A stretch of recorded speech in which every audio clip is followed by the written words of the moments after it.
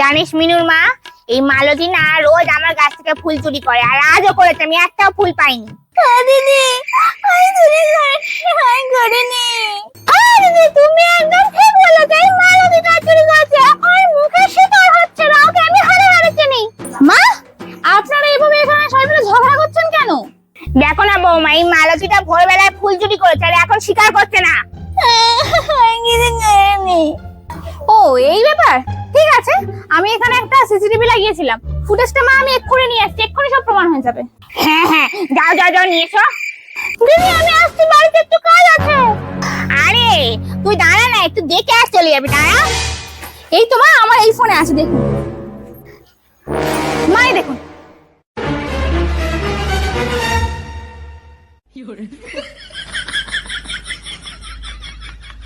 哎呦我的妈！